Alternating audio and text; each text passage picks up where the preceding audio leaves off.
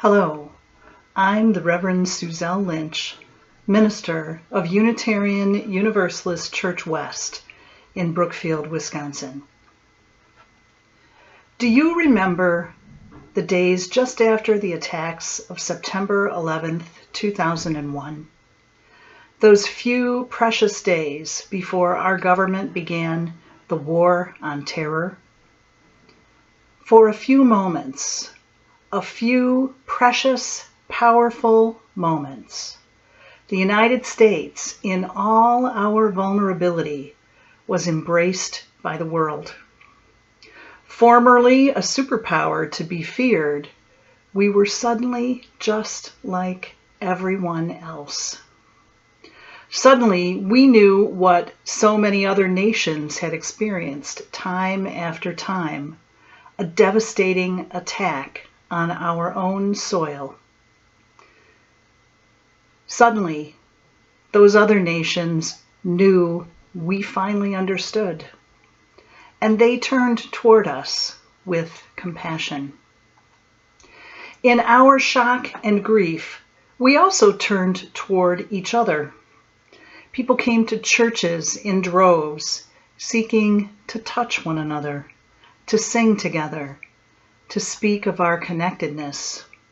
We became achingly aware of how precious we are to each other, how interdependent, and we began to express our great healing love in words and in deeds.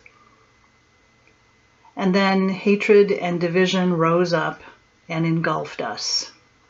Our government declared that war on terror, war yet again, and fear fueled by firepower put the lives of any American who looked foreign at great risk.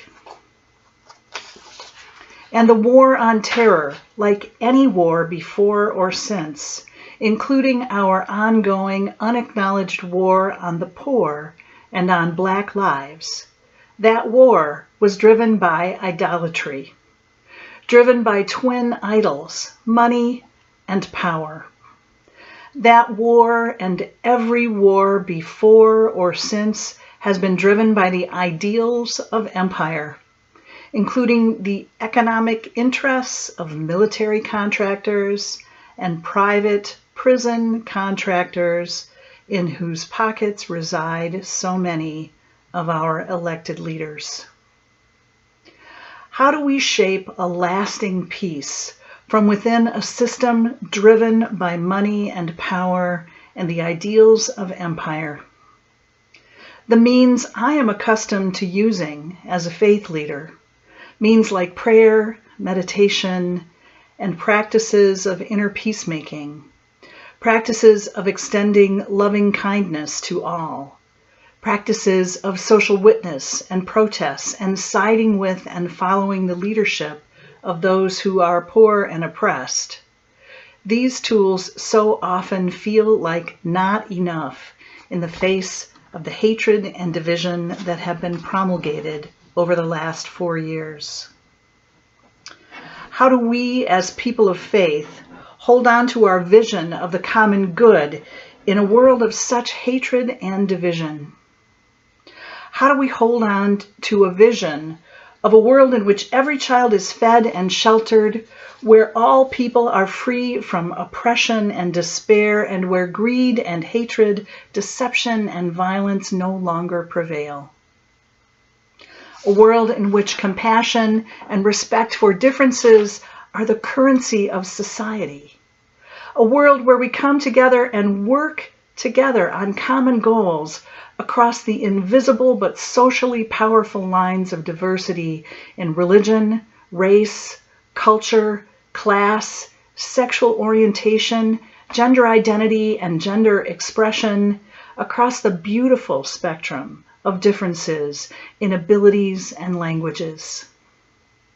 Religious communities have always been the bearers of this vision of a new world, bearers of the deep knowledge that God, however we might name or imagine God, did not call us into being so that we might hoard goods and power, steal one another's culture and treasure, or kill others' bodies or strip their souls of dignity. The mission of religious community is to imagine a different reality.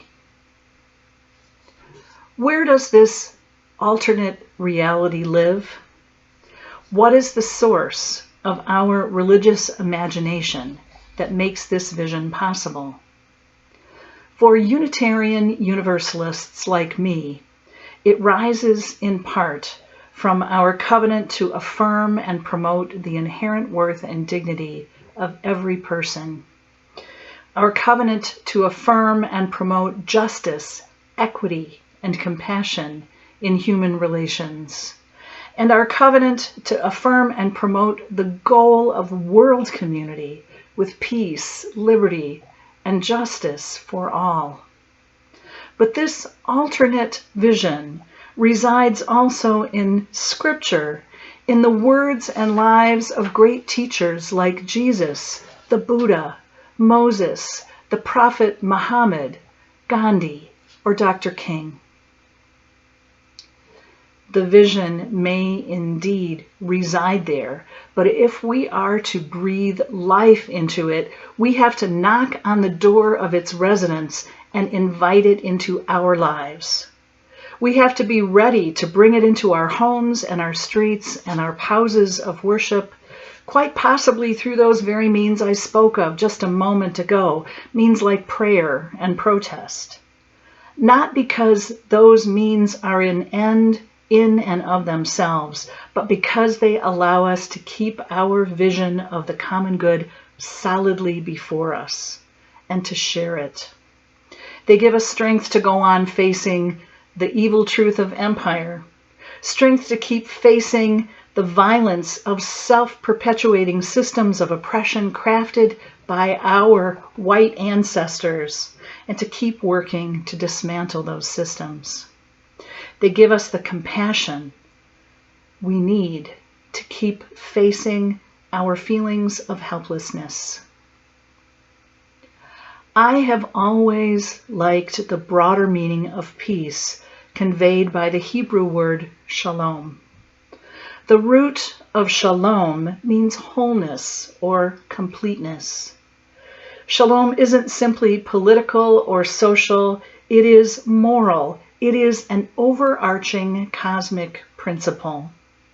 Under shalom, there is well-being, there is tranquility, prosperity, and security. And seeking shalom is the obligation of the individual, as well as the goal of many laws and social structures.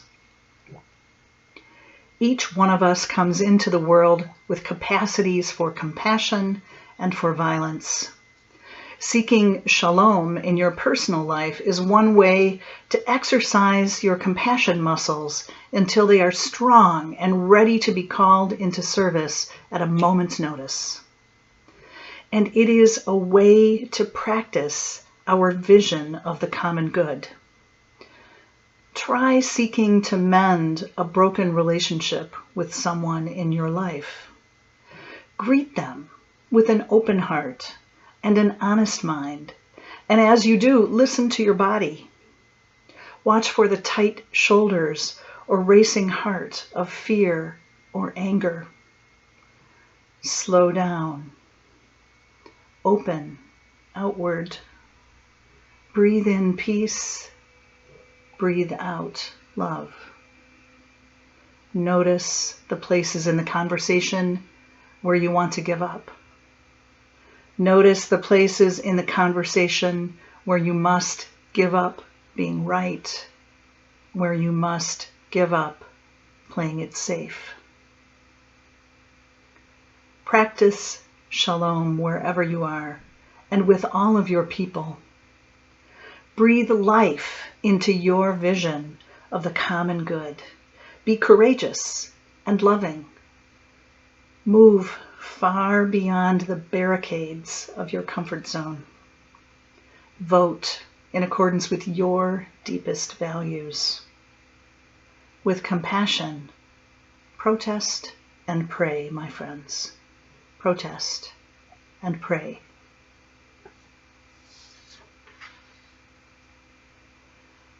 I invite you to pray with me now, and then to sing with me a song from our Unitarian Universalist tradition. So let us join our hearts and minds in a meditative and prayerful spirit. Spirit of life and love, God whom we know and do not know by many names, Holy One of blessing beyond all human naming. On this day, we name you as the silver thread of energy that breathes between us and among us and through us, as it breathes and weaves through all human beings and all living things.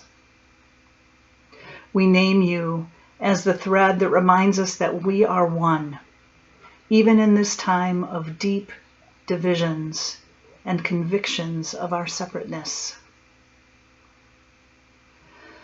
Spirit of life and love, on this day with you we hold lovingly in our thoughts all the people of our planet, those who are consumed by mutual hatred and bitterness, those who make bloody war upon their neighbors, those who oppress their brothers and sisters, their cousins and kindred with so many forms of violence and tyranny.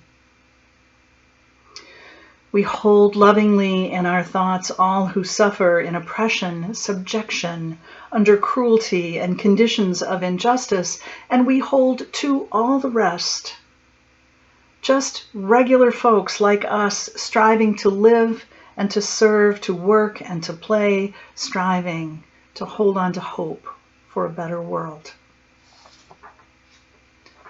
We recognize our solidarity with all who are cast out and abused, and we recognize our common humanity with all who bear responsibility, the responsibilities of leadership and power.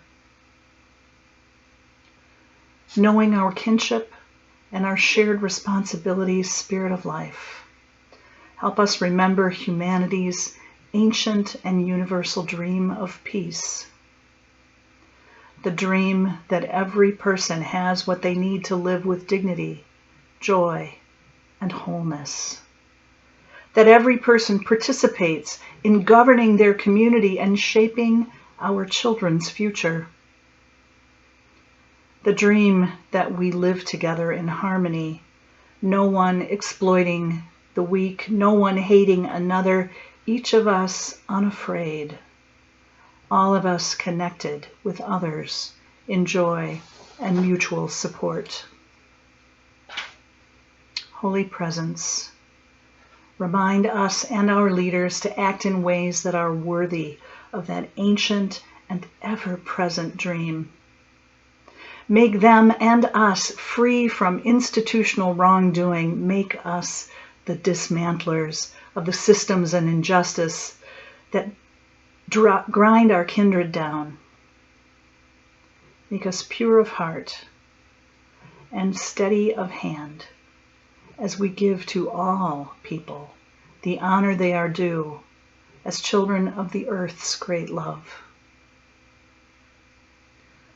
Spirit of life and love, Holy Presence and absence written on our hearts, multiply our prayers in every land with every breath, and guide our hands to make the ancient dream of peace a reality in our time. Shalom, blessed be, Ashe, and Amen. The song I'd like to share with you is called Meditation on Breathing, and it was created by Unitarian Universalist composer Sarah Dan Jones. It's part of a larger composition she wrote just after September 11th, 2001, when she found herself filled with despair and longing to channel that despair into hope. The song has 3 parts, and I hope that you'll join with me. Breathe in, breathe out, breathe in, breathe out. When I breathe in, I'll breathe in peace. When I breathe in, I'll breathe out loud. When I breathe in, I'll breathe in peace. When I breathe in, I'll breathe out loud. When I breathe in, I'll breathe in peace. When I breathe out, I'll breathe out loud. When I breathe in, I'll breathe in peace. When I breathe out, I'll breathe out loud. When I breathe in, I'll breathe in peace. When I breathe out, I'll breathe out loud.